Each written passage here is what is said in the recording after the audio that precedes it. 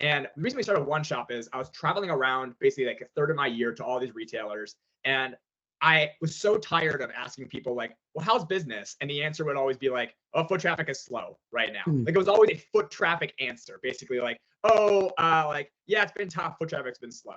And so the reason we started One Shop was really like, there's got to be more to this, because if foot traffic is slow, like what can you do to preempt that, as opposed to just feeling like you're just on your heels where you're just waiting for foot traffic to sort of like play out the way it plays out. So we launched One Shop specifically for luxury retail at the beginning, with this idea that the one thing that you could rely on was your VIP customers and being like super high touch with them, texting them, letting them know when new arrivals came, letting them know when new deliveries happened, and giving them this incredible like Uber VIP experience. And they would spend, tens of thousands of dollars at your store. So we were like, okay, could we use technology to take this magical moment of, I know you super well, and you're my super high level client, and then allow that experience to be given to all of your customers, no matter who they are, whether they spend $1 or they spend $10,000.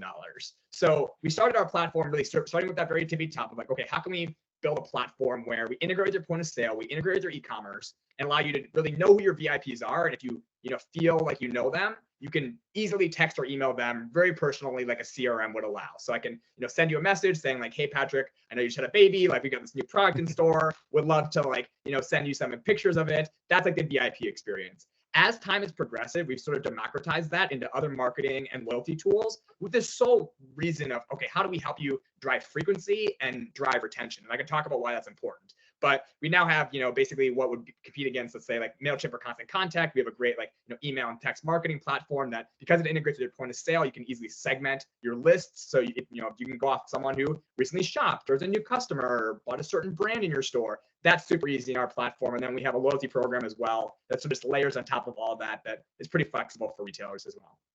That's amazing. I love that it is email and it's text, but you're talking, the relying on foot traffic, and some of that can ebb and flow, but you do have consistent customers that are coming in. So how can you reach them more often, get them to purchase more frequently, build that better relationship with them? I think is such a valuable thing. Our general macro thesis, obviously we're building our company around this. So that's the one caveat to everyone listening. Like we're building this because we believe in it, but we see it from the numbers, right? So because we integrate the point of sale in e-commerce, we see literally every year hundreds of millions or billions of dollars of sales go through our platform. So we can see from the data what is working and what is not working, as opposed to just making our own opinion of what we think you should or shouldn't do, right? And what we see from that data is, it's so funny. Like when I talk to retailers, and if you guys are in the call and you're the retailer, feel free to raise your hand. There's no shame. But we always think about, well, what do I need, Patrick? I need new customers. I need to find new customers. Like whatever reason, it burns in our brain that like, I need to find a way to do new customers. If I can get 1,000 more people through the door. Like, oh my God, if I could just get new customers, my business would be on fire. Like, how do I get new customers? So I think like in our brain, we have this thing implanted where it's like, I need new customers. So like, that's what needs to fuel my business. I can't grow without that. And so like, that's first of all, it's really hard to get new customers. Like, yeah, you can rely on once again natural foot traffic, but it's like running ads, like doing things at your local like street or whatnot. But interesting like numbers that we discovered. This was a really big aha moment for our business and for the retailers we work with. So when we look at retention, what does that mean? So we look at like, okay, if you get a new customer, let's just like today's March 27th. Let's say we got a new customer January 1st last year, right? So at the first of 2023, it's now been 15 months since we got that new customer. How many of those new customers actually continue shopping with you versus fall off and just like, we would call them churn away? So like basically don't come back. That's sort of like your retention rate of your customer base, right? So when we look at the dollars on a year over year basis, which is basically, if you take 2 years ago, the customers that shop with you, how many dollars did customers spend 2 years ago that they did not spend them again with you the year after? Right? So they did not repeat purchase. So like, okay, they were there, they spent X dollars, thousands or millions of dollars, and then they did not come back the year after. And that number, which is like this, we would call it like a savable number where you could impact and get them to come back through a bunch of strategies we can talk about on this call, is almost always equal to the amount of new business you brought in. Okay? So think about that. So if you're bringing in $1 million in new business, you also lose $1 million in business every year from not getting your customers to come back again. So you're working so hard. You're working so hard to get new customers in your store, and literally, by the year after that, that work is gone. because you're not actually retaining your customers to come back again and shop with you. That's really, really interesting. And I love that there is data behind that. I mean, if you're just focusing more on the customers that you have and working more with them, touching base with them more often, that will equal out to a level of the playing field of all of that work of building out new customers. We did a survey, it's probably about 2 years ago now, but it was still super relevant, I think, today. And we use a lot of this for our current product, which is we went to the customers that didn't come back. And we were like, why didn't you shop again? Like, hey, you shopped at this retailer A, 1 year ago. What happened? Did you have bad service? Did you not like the product or the prices? Almost everybody answered, I just forgot about them. I just went off my life. I had a good experience. Like, I liked the product. I went on along with my life. I'm busy. I just completely forgot about them. Very few people were like, well, it didn't have what I wanted, or the price was too high, or the salesperson was mean. So it's almost just like you're lost in the abyss of other noise. So it's like, okay, great. What does that tell us? That tells us that, they're there to be wowed and be brought back in, basically. They just forgot about you. That means the problem is actually an engagement problem potentially, and just being on their radar and figuring out the right things to get them to come back. Then they just don't like my store. Right. So I think that, great segue. I think a lot of independent retailers, especially, are maybe intimidated by digital marketing. We're getting into social media, building a presence there, but the idea of consistently sending out emails and text marketing, seems like something that, okay, that's the big brands that do that. That's the big stores. Little old me, my independent retail store, where no one wants to hear from me that often, or wants me to text them. So, I mean, what are the benefits to having that, the email marketing, the text marketing, and to be able to reach customers that way? For sure. Well, the number one benefit of having a email list or a text list is this is the only surefire way to drive customers back in store. You need a communication channel that you own and control for you to actually be able to engage your customers and come back in store. So I'll tell you an interesting story. So I'm not sure if anybody in the audience, maybe wants to sell their business someday or sell their store, but I recently, I worked, my background came from the menswear side. So I worked with a couple stores that were actually selling their business. They didn't have a next generation taking it over, and they were actually selling their business. One of them had an email list, and one of them had no email list, no phone, no nothing, no way to contact their customers. They did about the same revenue, and they're about the same area. The one that had the email list sold for about twice as much as the one that did not. Why is that? Because the buyer was like, well, how do I drive? Like, I see you do $1 million a year, but what do I do to impact that besides just open the doors? Whereas in the scenario of I have email or text, I can actually use that to directly get in touch with my customers. Now, a lot of people will be like, it's so funny when you walk into stores, and I feel like you go to a lot of stores, I go to a lot of stores, and just keeping you're in the industry, you should keep your eyes open. I'm sure people in the audience can have their stores this way right now. What do you see in the windows? What do you see in the fitting room? What do you see at the cash register? Follow us on Instagram or follow us on Facebook. Everyone's call to action is follow us on social media, which is great, by the way. We have social platform stuff in our app, and it's great to have a social following. The problem with a social following is you don't own the audience. Facebook or Instagram owns the audience. So it's what we call in the industry third-party data versus owned first-party data. So basically, you could build a gigantic Instagram, and Instagram can say, you know what, we're going to start focusing only on reels, but you don't do any reels. So guess what? We're not going to show your content to anybody. Tough. I'm sorry. Guess you better learn video. Too bad. Get 1% of views to your content. Yeah. So it's you just can't guarantee that for Sarah in, Chicago, that I can get a hold of Sarah and let her know that her favorite dress just arrived at my store, or her favorite item or whatnot. You just can't predictably do that. So you need to have it. I would say it's an absolute requirement. If anyone on the call does not have an email list, hang up the call right now and figure out a way to get an email list together, because it's just so important to have that fallback. You should also be growing a social media presence. You should also be growing a Facebook presence and Instagram presence. It's kind of a yes and scenario. But what we kind of recommend is the best thing you could do with your Instagram or Facebook audience is also start to transition them into a owned audience. So your email list or your text list. So most of the time people treat these as separate things. If I check out at your point of sale, I kind of I give you my email, and then there's a QR code to follow you on Instagram. we see like our biggest tip that's just like a hack that you guys can all do the minute you hang up is to use your Instagram or Facebook audience to say, hey, join our email list. Sign up here. We give exclusive promotions. We give exclusive updates on that email list. And that way you're sort of like double dipping them and you're pulling them off of Instagram or Facebook where they may or may not see your post. We all know that they may see it, they may not see it, but in your email or in your text, not that they're guaranteed to see it either. You have to deal with the noise there as well, but at least you can guarantee that it got delivered to them. With Facebook, they literally it could have never been in front of their face. Like it could have been never in their feed because the algorithm decided it's not going to go to Patrick or it's not going to go to Nick. And with text and email, that very, very rarely happens. Yeah, it's a great point. Like, yeah, you control that. You guarantee that it gets into their inbox, and whether they read it or not. And text, that can kind of a whole another animal there. But build it. If you were to start, if you don't have an email list or a text list, starting that off, how do you start getting people to opt into that and kind of avoid kind of the awkward, would you want can you send me your email?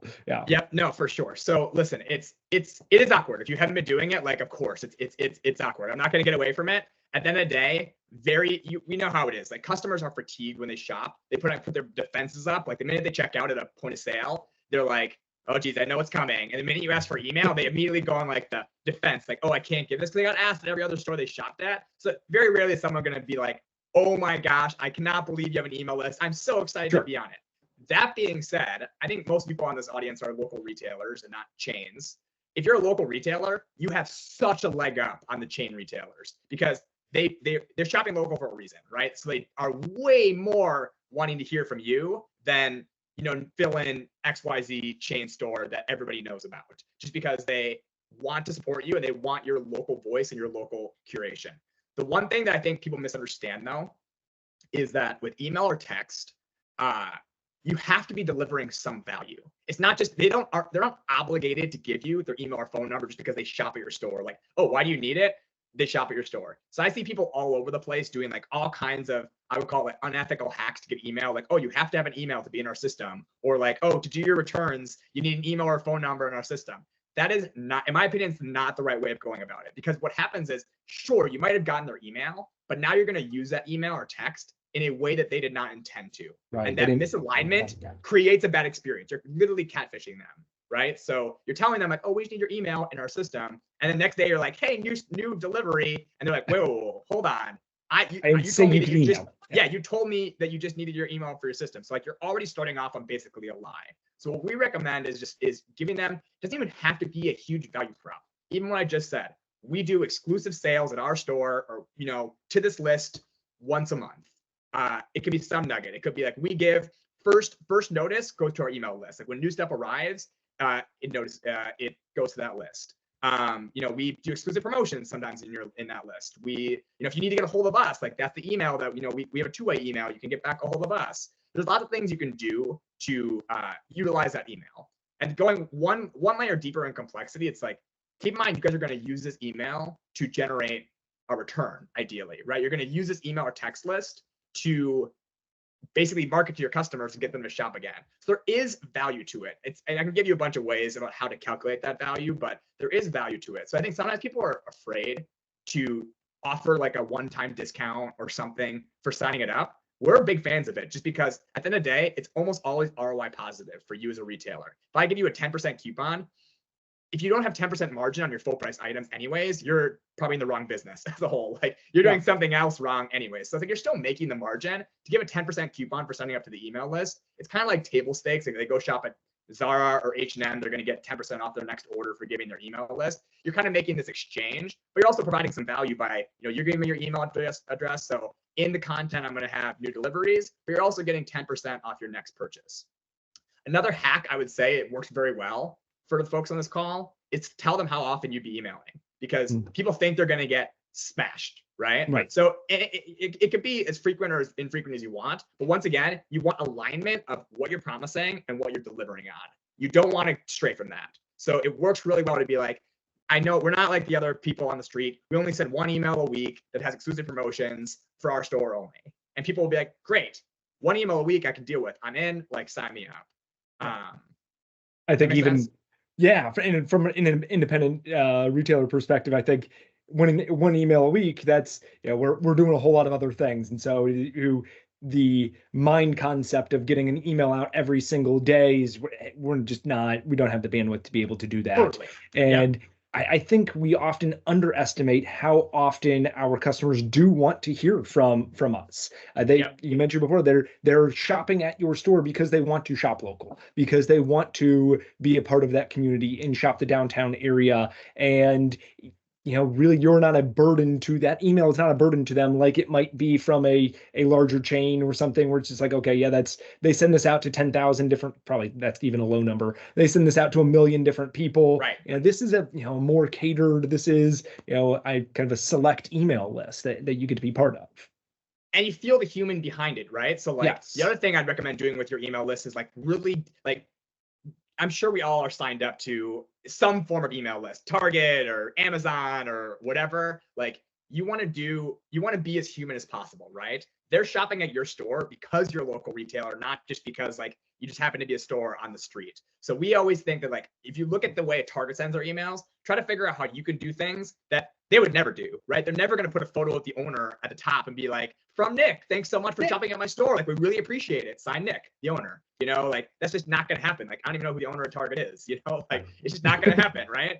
Or people aren't going to want it even if they do, because it's some faceless person, right? But they do want like, the things we see that work really well from the stores, like our team's top picks. Like people love that. Like our team's favorite items, like a little photo of like your staff in the thing, or emails from the owner work really well as well. Like specific emails from the owner. You can get real tactical with that. But one thing that you mentioned there that I want to touch on, Patrick, is you mentioned the amount of workload it takes to do email or text, let's say, just even communication. Just like, oh, I got to prep this thing.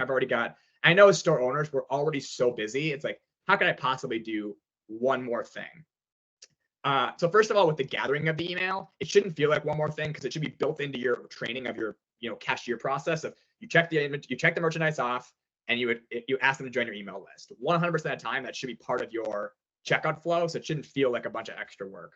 But when it comes to the emailing, the way that we find is the easiest way to start emailing is to think about your email list. This is a good tip for social media too, to think about it like a TV series.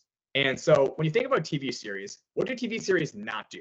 You don't watch a TV series and every time you watch the show, it's a new plot, it's a new theme, it's a new character. It doesn't happen. There's some framework that's repeatable, right? You don't watch like one episode and it's like a chase, murder, mystery, thriller, and the next time it's like stand-up comedy on the same series. Not the case, right? There's like a format and like a lineage of that. So the easiest way to do it where you're consistent with your email, because another big thing is consistency, not just like send an email once and I never sent an email for 6 more weeks, and then we did it again. You want to be consistently put them out on a timeline, is to figure out what is your series. It could be like, we have some stores where like are very event heavy in stores. So it's like, we have events twice a month.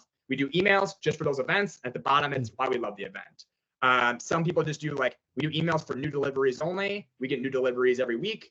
The email is our top picks from that week's delivery. That way you don't have to think about, what am I going to put in the email? You should have to think about, okay, I have this series. It's called New Deliveries. We do it once a week. In this series of new deliveries, I'm going to remix and say, well, I got new product. Now I'm just going to take my new product images, put them in the email, and mention why I love this new product. And that can be done infinitely. You don't ever have this brain weight now of, okay, how do I like think of the new content to go in the email or text list? I have not thought about that kind of in that frame before, but it does kind of cut down. It makes a purpose for your emails so that you are a consistent application of what you want to deliver to your retailers or to your customers. Sorry. It's also when it hits, it's the reason I come back. Like I know when I follow Patrick on Instagram because I'm following him to see him walk around Main Streets. Like that's what he does. Main Street Monday. Like literally, that's why I follow Patrick. Like I follow Patrick because great. I know he's gonna do Main Street Monday, and I'm gonna watch him walk around a new Main Street. I'm like, I didn't even know that street was so beautiful. Like that's why I follow Patrick. I can know and deliver on that content. So if you treat your email list that way, it's like, all right, I love this series from local retailer. You can get super creative with it. It's just you don't have to worry about constantly, oh my God, how do I think of this new thing? And then all you're doing now is like you're adding new series, right? So if your store is a TV channel, great. I've got Series A, new deliveries. Hey guys, we want to launch Series B, which is email once a month to our VIPs, telling them why our VIPs, and then Series C, which is da-da-da-da, and like that is in your new, you launch things in series, not like, let's try an email one time. It does this thing. Yeah. And kind of every time a different concept and every time a different, yeah, having it this consistent thing that makes sense. I love that. Yeah. Kind of making a TV series for the emails. And your customers will tell you, like they'll say like, oh my God, I love your emails that are the new delivery, like whatever, new delivery Thursdays. I would love to know like when you're on sale, like, and they'll tell you sort of like what they'll lead you into whatever that next series is. Nice. Yeah. So from that, I know open rates don't necessarily matter as much anymore. I mean, you've kind of hit on, but what are some things that you've seen be really successful in getting that attention and getting that, that attract to the email? Yeah. So I'm going to dodge and I'm going to answer your question. Okay. So the first thing I'm going to do to dodge is because you touched upon something super important, which is one of the number one mistakes that we see people making with their email list is over optimizing for the open rate. Okay. The amount of times that people will come to us and be like, Nick, I do a great job with email. I have a 50% open rate. It's incredible. And there's two reasons why it doesn't really matter. One is the email providers don't want you to actually know the open rate. So they've done things in the past couple of years that skew that number. So in 2021, Apple basically said, if you email Apple Mail, we're going to open the email before it even gets into our inbox. So like that meant all open rates immediately went up because Apple is like hiding that from you. It doesn't mean the customer opened it. It means Apple, like they're using Apple Mail, opened it for everybody basically. So they're ruining your email opens. But the other thing is, even putting that aside, what does open rate tell you? Open rate would be like, we have a store and all we care about is how many people we got in. We don't care about how many people bought anything. We just care, all we care about, Patrick, is I want the store with the most people that set foot in for 5 seconds. And you say, how many sales did you do, Nick? And I said, we didn't do any sales. Like, we had so many people in store. It was so awesome. Open rate, all it tells you is when you have your email inbox, did your title work? It's good for that purpose only. Yeah. Am I writing a title that people want to open? Like whatever that title is, new deliveries or sale or whatnot, that's all it tells you. It doesn't tell you if the content's great, doesn't tell you if it drove sales. It just tells you, did it get opened? So like we would use that. I'm not saying you should ignore it. Like, I don't care about open rates anymore. We should only look at that as, all right, if it's 10%, what you need to improve is your title. Like, okay, 10% open rate, I need to do, a better title, let's say. Like the example we give, which is a bad example, it's like if you wanted to be like, how do I get a 100% open rate on an email? You would just send an email that says your credit card's been stolen. Like that would get a 100% open email rate, but it's not ethical, obviously, but like that's all it tells you, right? It doesn't tell you like if they wanted to open it or was it good or was it bad. It just got people to open the email. So you want to fix your open rate. If your open rate is too low, you want to fix your title. The better thing to look at is, did this actually drive sales in my store? So the way, and we have some tools that can help you with this. So obviously like reach out to me or reach out to our team. You can go to oneshopretail.com. We have some tools that help you track this. We call it like the conversion dollar amount, which is, okay, after I send my emails, did people actually come in and shop in my store? So the analog way, like without something like OneShop, is you can just take, like you should be registering your email address for the person at your point of sale and getting their email address. So a lot of stores we meet are just like, well, we don't actually ring the sale under that customer. I think it's a huge mistake. Like you should always be ringing the customer, even if you sell $10 items, under the name if you can. And that you can say like, oh, we just do it in case you need to return or keep your record or whatnot. You should always be ringing Patrick as Patrick in your point of sale, whether it's Square or Shopify or Lightspeed, doesn't matter. You should be ringing Patrick. If you're ringing Patrick in your point of sale under, whatever Patrick's email is, Patrick at Heart on Main Street, and you have Patrick at Heart on Main Street on your email address, you can literally just export from MailChimp or OneShop or Constant Contact the email addresses from that broadcast. Let's say you sent a new delivery email, and then you can export your sales from the last week, let's say, and just cross-reference those emails and say, all right, did any of these emails show up in our sales the next day? And then basically tally those. Listen, it's not a super simple exercise, by the way. I'm totally understanding. It's not like the easiest of exercises. You don't need to be doing it constantly, but at least do it like once a month. Just be like, all right, for this month's sales, let's look at our email list. People were subscribed. Did any of those people who subscribed actually buy anything in our store? If the answer is 0, it's like, all right, well, we're probably not saying the right things in our email. One thing I will note is that people, when we surveyed customers that shop at retail stores, do want retail store associated content. So we haven't had that many stores succeed at like once again, it should be personal. It should be as personal as you can be under the context of you own a retail store. So what I mean by that is we haven't had many people succeed on like just doing an email newsletter or an email like campaigns that don't mention product or what you're selling. They're just like, my favorite place to eat in my town. Like people have tried that. Like, you know, our owners 5 favorite places to eat in, you know, whatever, Chicago or whatnot. Those like people are like, wait, you're a retail store. Like if I want to know what places to eat, I'm going to go to like a restaurant or something like that. Yeah, food blog or something like that. So they do care about it being like, you can actually sell in this medium. Like you do care about it to be like, we have new product or it's on sale, or here's why we love our product, or here's some product knowledge we have on it. And so that because you're doing that, there should be a like end outcome should be that entices somebody to buy. And then you track, you know, what that dollar amount is loosely. So you know, all right, did this campaign work better than this campaign, and what's working and what's not working. That's really interesting. I really like being able to take that email list, see who bought.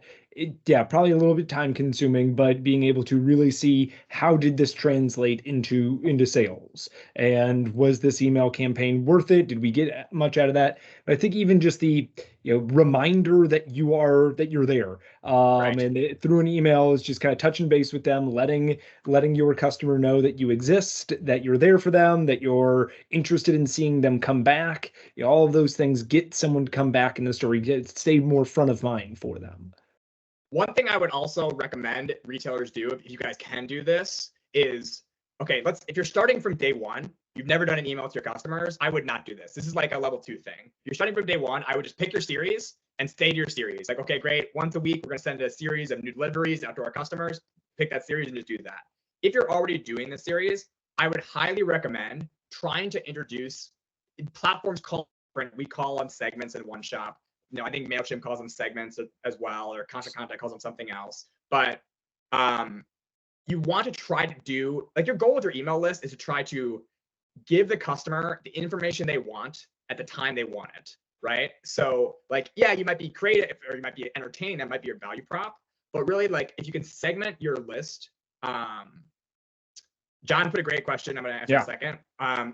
So what you want to do is you want to segment your list with some sort of like personalization. So like if the most personal email I could send is like, hey Patrick, I know you just had a baby, like, I got this great stuff for you, I just know you specifically. How can I take that concept of something super personal and use an email list to sort of replicate it? So a very easy example of this is we have a new delivery of this brand of product, or our top selling brand or style or whatnot, as opposed to just sending a mass email to everybody saying like, check out our new thing. Doing an email to only people who have bought that brand in the last 1 year, and just simply change your phrasing as if to that audience. So you would just simply say, hey guys, hey first name, like there's always a first name field that can fill in the first name for you. We have a new delivery of this product. I know you bought it in the last year. Now's the time to get like the new colors. You're speaking to the audience knowing that they already bought it. Even that one line of because you bought this is why you, like, even the title being like new, like because you bought insert brand, is automatically more personal than almost all stores get, where most stores are just like, we have stuff. And because like most stores sell a wide assortment of things, like it's likely that you're sending things to people like, oh man, I'm either getting too many emails, I don't care about this brand. They're trying to do something like that, or even just your VIPs. Let me pull my top customers from the last 12 months and putting it like, you're one of our top customers. Like, because you're a VIP, here's early access to this new product we bought. They're trying to like filter in some of these like micro series, if you will. So like, okay, a micro series once a month, we're going to email our VIPs, or when a new delivery comes, we're first going to email people that have bought that. This is like, once again, more complex. It's level 2. In a platform like OneShop, it's pretty simple to just drop down and choose like the brand that they bought. But either way, like it does convert better when you be more personal. So one question that John asked, which is a super common question we get, which is what about when most customers are tourists / visitors, not local, maybe they're regional? We have tons of stores where they're like a huge percentage of their business is tourists. So this answer is not super easy to implement, but it can be not super difficult. So basically, it's hard to know from like a data set. Unless you're not going to ask everybody's address. Like, it's just super hard in brick and mortar retail to just ask everybody's address. Obviously, you have an e-commerce site.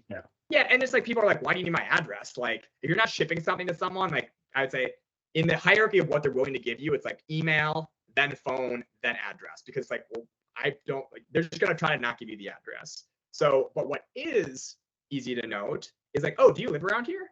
And then having some, like every POS and every email like service, like OneShop, once again, MailChimp, Constant Contact has this, they all have some form of tagging or labeling of the customer in the database. So once again, all point of sale systems also have this. So just simply having your cashiers ask when they check out as part of your process, like, oh, do you live in the area? Most times they'll be, oh no, we're here for, weekend vacation or whatnot. Great, they're going in the tourist bucket. But then occasionally someone will say, like, oh no, I live down the street. And then they're going to go on the non-tourist bucket. So now automatically you have 2 email lists that are more personal to their needs. I still recommend, people are just like, well, should I just not email the tourists? Like, obviously if you have e-commerce, you can try to sell them onto your e-commerce platform. But even if you don't know, like if it's somebody that comes back once a month, maybe they have a second house there, maybe they love traveling back. We have some stores that they had tourists that liked. I traveled one time to Oakland, California, shopped at the store, had such an amazing experience that, and even though I live in New York, I'm going to have them, like, they don't even have e-commerce, but I'm going to have them personally ship me stuff because I just had such an amazing time. Like, I'm going to write them personally, hey, do you have any more of, these plates, let's say, that I bought at your store? And I go, yeah, here's some photos, and like, we'll ship them to you that way. That's not super common, but it can happen. So either way, what I recommend, John, is at the cash rep or somewhere in the sales process through your sales team is training everybody to start asking, we all work a sales floor, right? When you work a sales floor, you don't just always ask, like, I would not recommend asking, like, can I help you? Because then people say no. You really want to strike up a conversation and be like, oh, how are you? Oh, like, I love that jacket, like, on the rack. It's so pretty. Like, we just got it in from so-and-so. You kind of want to strike up a conversation. So training your sales staff to like start to gather those nuggets of information will then make your post-sale follow-up infinitely more impactful. So I would say at the point of sale, just ask, like, do you live around here? Do you not live around here? And then label them in some system. It could literally be a Google spreadsheet where it's like, customer A, tourist, non-tourist. And then those can get uploaded into MailChimp, into OneShop, into Constant Contact to be able to be emailed later on. So it's really more on like the labeling of that. Once again, not the easiest thing, but we do see it happening quite often. And to your point, in tourist, vacation areas, families do tend to come back. And if you are reaching out to them and letting them know about things, being, oh, that's my favorite store in that town that we go to, that's a great thing, that you are going to come back there, that you are remembered, that one-time purchase turns into every time I go, I'm visiting that store. I would say that, like, sometimes people are like, well, they don't live around here, so I don't want to bother them with my emails. I would say one of the most common questions we get asked is like, well, how often should I be emailing my customers? Unfortunately, I don't have like the perfect answer. Like, just do it 3 times a week and you're good. That's it. Hard stop, because we see a big variance around those things. But what I will say is almost always more people are scared of emailing more than are actually over emailing their customers, right? Like almost always people that are just like, I think I'm emailing too much. And we look at their data, I'm like, you are definitely not emailing too much. You're only emailing once a week. Like, you are not, like, I would say by default, if you think you're emailing too much, I press your brain to think like, you're probably not emailing too much. We have some customers who are non-local stores who are like bigger multi, state, multi-location stores. I kid you not, they email their customers every day for infinity, like 365 days a year, no breaks, every single day. And like, why do they do that? Because like, they're not getting everyone to unsubscribe. So like, and you're not gonna do that like, I know nobody on this call is gonna email their customer every day. I know none of you guys are gonna do that. So it's like, I would say most people don't press it. So even tourists, like, you could probably email tourists less if you label them the way I said, but you're probably still not emailing them enough.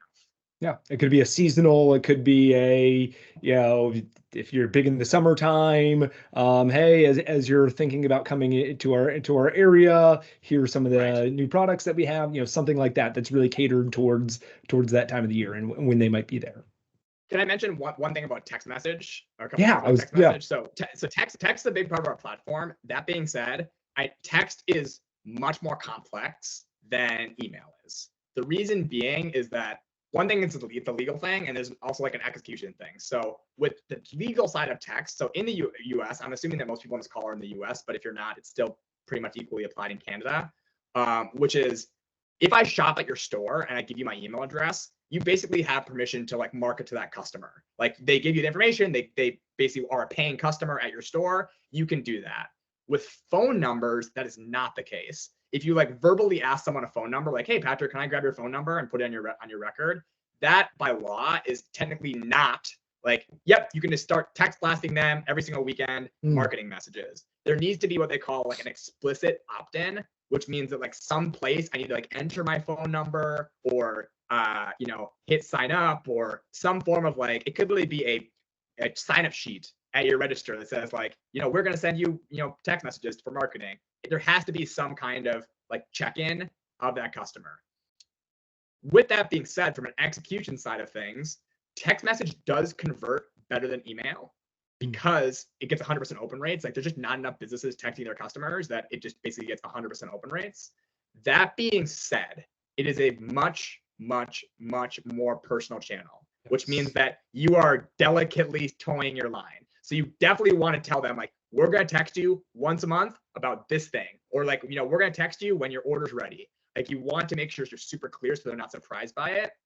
But also in that channel, you want to make sure that you're really adding value. People with email, like even if you don't do like a super valuable email, they're getting so much other email anyways, like they're just going to like not open it or move on with their life or whatnot. Right.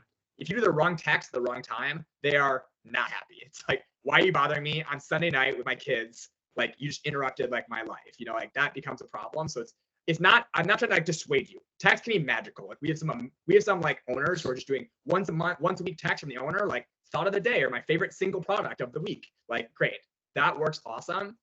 It's just, you got to be aware that it's a much more personal channel. So you have to be a little more careful with how you're doing your messaging versus email. You can be a little bit more loose. Yeah, I had that down. I wanted to ask about that because it is so personal, and getting a notification on your phone is much different than getting, and the text on your phone is much different than getting an email. Do you have ways or things they should be including that to not annoy the customer, or things that are appealing to that customer through text? I would say it just goes back to the sign up. People are like, if you think people are protective of their email, they're very protective of their phone because they know what happened in email. Like consumers are smart, right? They know, okay, great. If I give you my email, I'm going to get, messages from you or messages from other stores. Like, and everyone knows that their inbox has got lots of like marketing messages in it.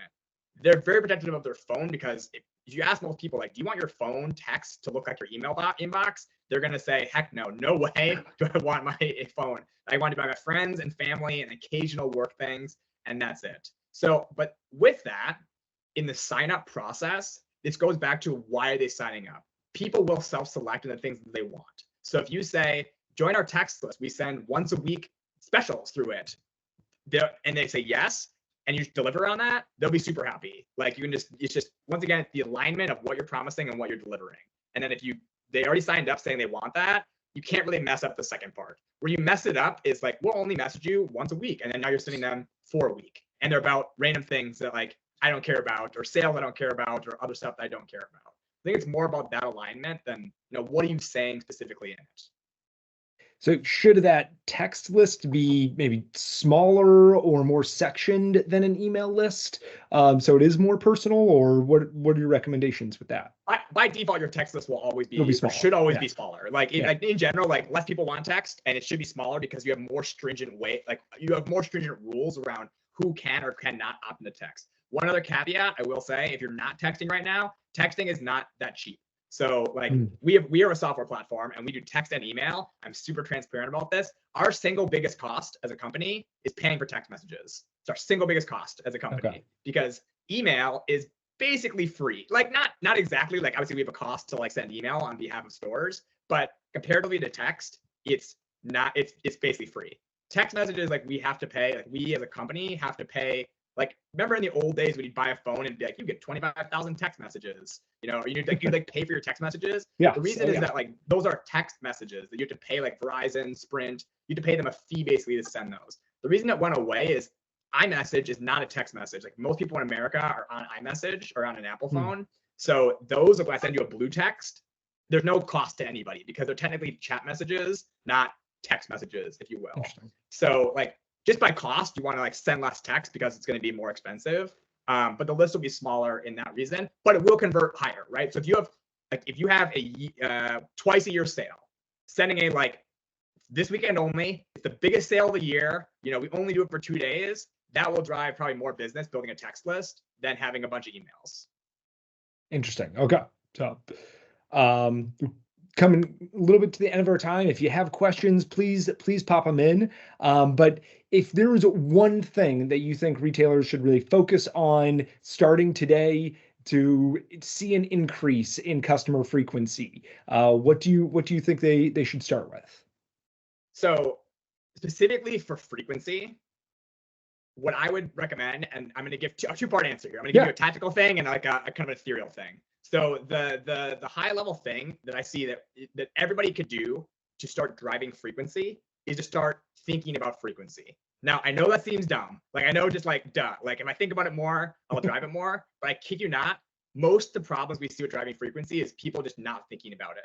The reason being is if you look at retail, all of our metrics are not around frequency, right? What do you look at with retail metrics? You look at your sales for the month. You look at your sales for the day. You look at your sell-through. Am I selling enough of my product? There's like no metrics to track, like, how frequently am I getting my customer to come back? Every win is like, we had a huge day of sales. We had a huge sale from a customer. Like, great work, team. It's all based on like that single moment and less about the lifetime of that customer. So starting to just think about, okay, how frequently are my customers shopping? And then once you've established that, now you can build strategies like, okay, well, I think a lot of my customers are not coming back. What can we do? Could we offer a promotion to our new customers to shop a second time? Can we offer, once you've shopped 10 times, a like free thing or something like that? Can we build a loyalty program around frequency and, actually incentivize people each time they shop to shop again? Once you start changing your mindset to a longer time view of the customer, it completely changes the way you operate your business. If all you're focused on is, I need someone to come in once, buy the thing once, and I'm happy with that, you're going to operate very differently than like, I could care less what they buy today. I just want them to buy, and I want them to come back again a week later, continually. Once again, the asterisk is tourist businesses, which is a little bit trickier, but like start thinking about frequency. Yeah. On the flip side, like the more tactical thing I would say is just to start expanding the amount of channels that you're engaging with people. So like if each time I touch a customer in a personalized way that adds value, the caveat is not just like driving this number up with garbage, actually like a real value added way. How can I find more ways to do that? If you're not emailing your customers, you're not texting your customers, and you're only doing Instagram and Facebook, today, the first thing you can do is start an email list. Step one, that's the easiest thing you could do if you're not doing any emails to customers. If you're already emailing customers, another checkpoint might be, let's add another series of emails that adds more value, or let's segment our list to VIPs and add a VIP email. Now we have 2 touch points this month.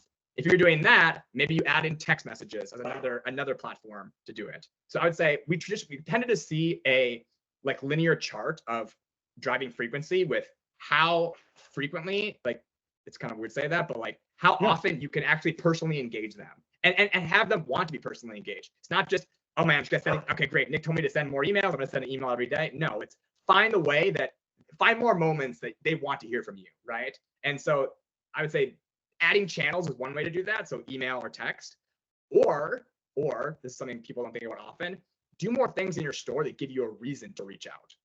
Okay. So if I'm thinking of frequency, how do I drive people in store more often? Maybe I should do things in store that would want someone to come back. Does that mean bringing product in more frequently?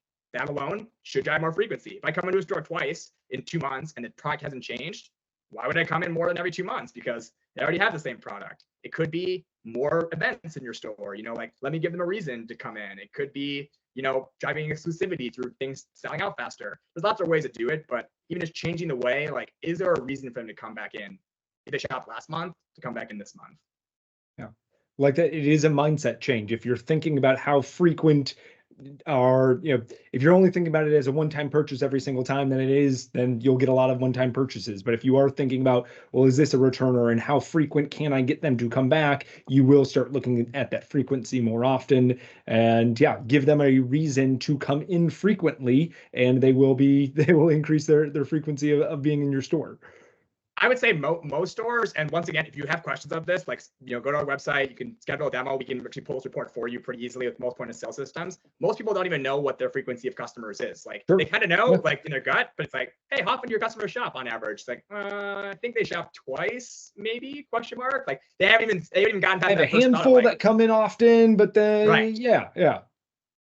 They don't actually know, like, the breakdown of the last, 1,000 customers that bought. Of those 1,000, how many of them came in again?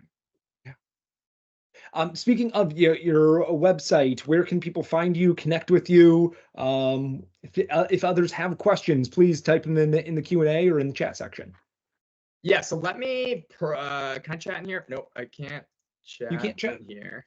It's okay. I'll just tell people. Okay. So you can go to our website. It's oneshopretail.com. That is where you can basically, we have an open demo schedule. You can set up a call with myself and my team. We'll go over, we take a little bit of a consultative process. We want to understand where are you at in this process so we can make sure our software helps you. So that can all be done there. Also, feel free to personally email me. It's Nick@OneShopRetail. I'm happy to, field any questions you might have there. If you didn't quite understand something I talked about here, I'm totally happy to answer any of that stuff. On the social medias, One Shop Retail. You can find me, Nick McHenry, on all socials. But yeah, email is the best place to get a hold of me, or the website itself. And Nick is a great follow on social media. Always funny things in stores, different memes. He's a great follow. So definitely give him a follow. Erica did have a question. On average, how much time would be needed to do what you're talking about, emailing, text weekly? Okay, so I'm going to answer this, Erica, as a once a week email or text. So I would say that the longest time with emailing in general is like the design of the email. But even that, all of the work should be on your first email.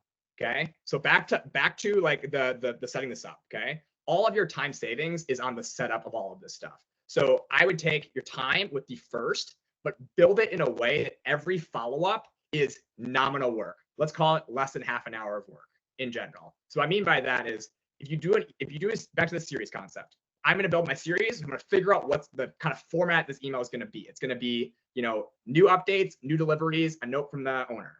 That's going to be my email.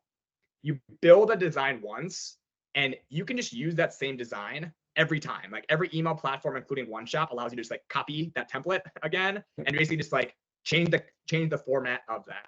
Your store should be having like new stuff anyways pretty frequently to be sending your customers. So realistically speaking, once you have the series set up, you then have your template organized. Okay, here's how I want it to look visually. That does take a couple hours to like make sure it looks, visually nice the way you want it to look. But then really that should be the same thing with new remixed content in it every single time.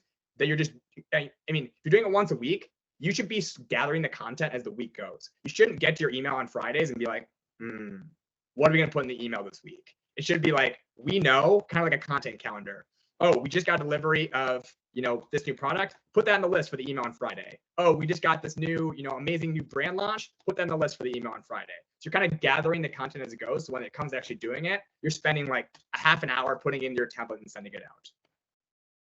Yeah, great. I think question. Probably as you were thinking about, you're thinking about that email, you will think about more things that should go in that email. Once it's kind of constant in your head, you're like, oh yeah, that can go in there and that can go in there. That first time it might be this, I'm not real sure, but then you start thinking out ahead and building that. Yeah, absolutely. Yeah, great question, Erica. Nick, thank you so much for being on today. I really appreciate it. This is great. I think our audience learned a lot of just ways to help increase their frequency so they can reach their customers more often and get those customers keep coming back into their stores. Thank you. Yeah, this was awesome. Thank you so much for having me, Patrick. Absolutely. Thank you all very much. Nick, thank you for being here today, and hope to see you all next time. Thanks, guys. Take care. All right.